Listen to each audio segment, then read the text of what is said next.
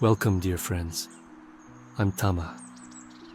In this space, we explore timeless wisdom from the teachings of the Buddha to help you live with more peace, clarity, and compassion. Whether you're here to reflect, learn, or simply slow down, you are in the right place. So, take a deep breath, and let's begin. There's a paradox I've come to love. The quieter you become, the more you can hear.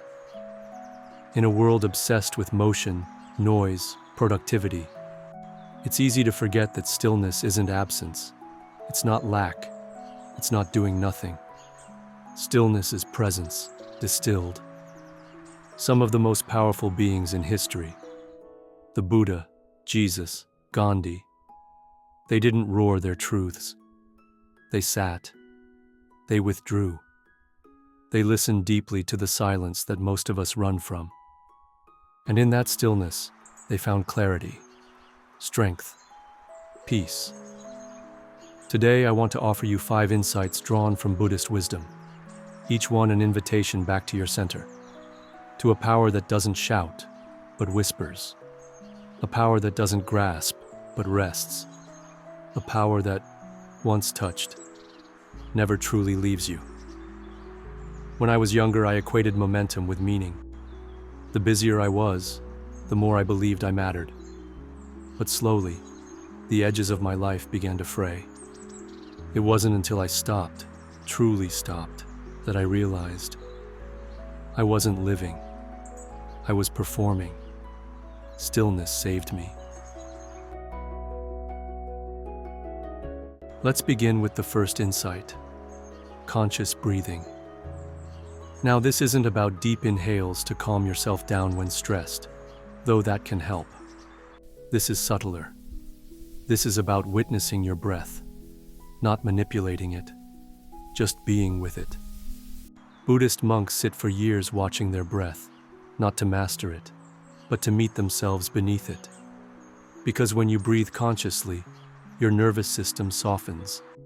Your thoughts begin to quiet. A space opens up. And in that space, something miraculous happens.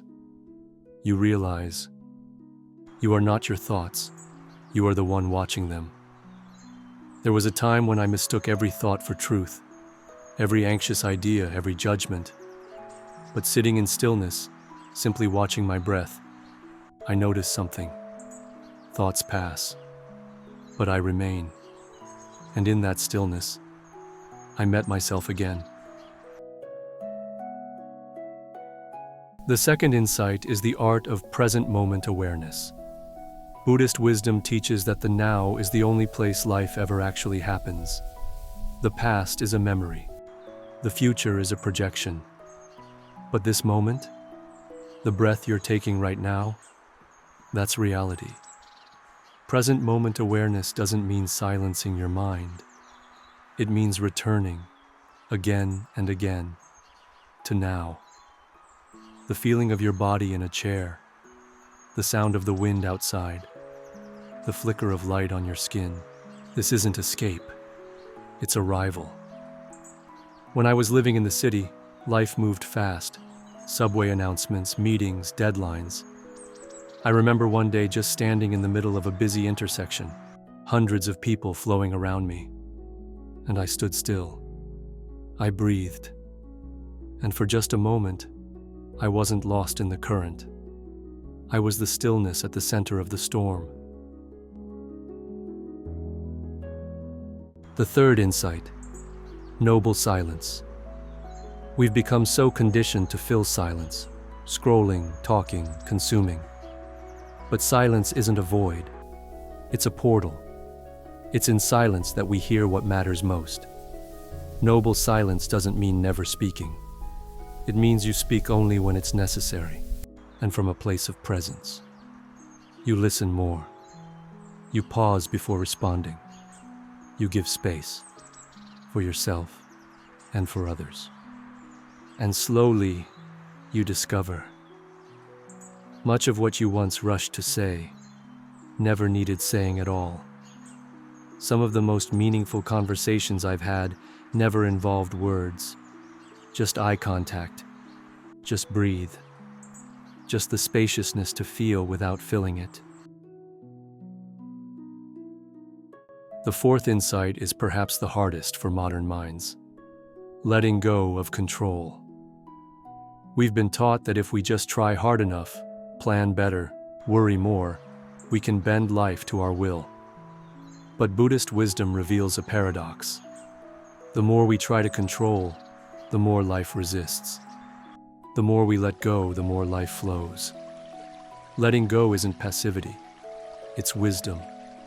It's knowing what you can shape and what must be surrendered. I once spent months trying to force a relationship to work. The tighter I held, the more it slipped away. But the moment I let go, not out of defeat, but acceptance, it became clear. Stillness isn't about getting what you want. It's about receiving what you need. And now, the fifth insight: discovering your true nature through stillness. Beneath every worry, every identity, every story you tell yourself, there's something quiet, something ancient, something unshakable. Stillness reveals it.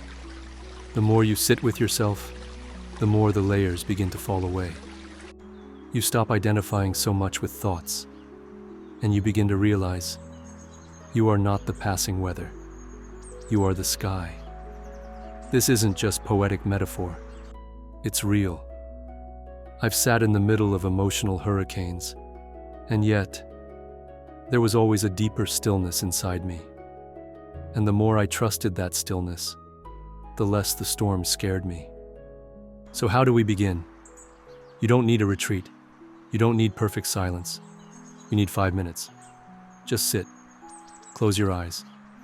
Watch your breath. When the mind wanders, return. Gently, kindly. Throughout your day, practice micro-pauses.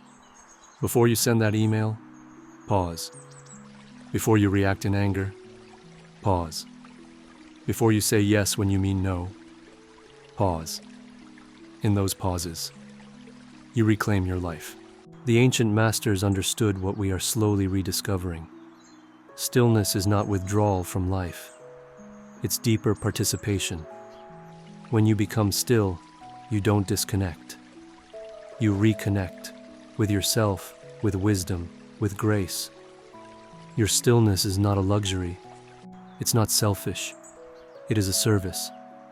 Because when you become still, you radiate clarity. You offer calm. You become the grounding others didn't know they needed. So start small. 5 minutes, 1 breath, 1 conscious pause. And in that space between thoughts, may you remember who you've been all along. Thank you for spending this time with me.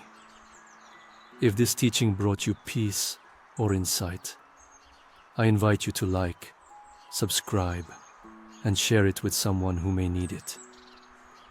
You can also leave a comment. I love hearing your reflections. Until next time, may you be well, may you be peaceful, and may your heart be light. Farewell for now.